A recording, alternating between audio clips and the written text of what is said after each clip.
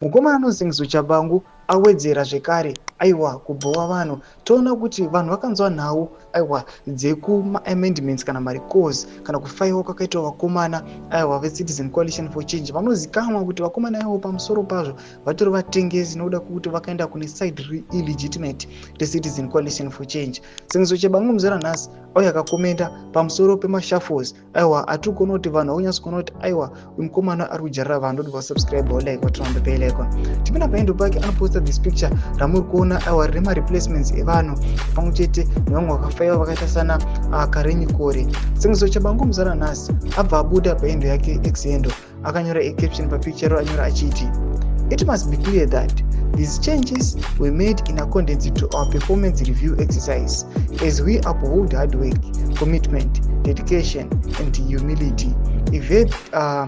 Elevated public officials must know that public service duties must be result-oriented.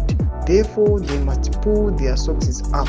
Tomashoko message inoyachideliverwa panapa nomukomana anonzi Chabangu. Panapa it seems like Sengizo Chabangu ari kuitaura mashoko achiti those guys vakareplacewa kana those guys vakafaiwa they were lagging or they were not performing zvavaitarisira according to my expectations aidiwana naSengizo Chabangu.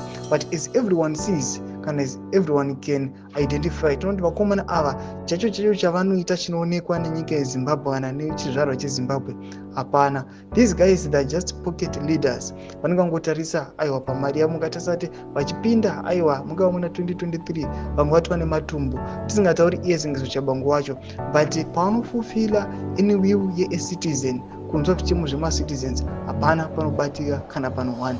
Panapa taona kuti he is paving way for another second wave yekuita kuti vagari venyika yeZimbabwe vatambudzike. Zvonze mafungiro enyu moti kudii pamusoro pechiitiko ichi? Nakume section medu motidze mafungiro enyu, musaona subscribe or like,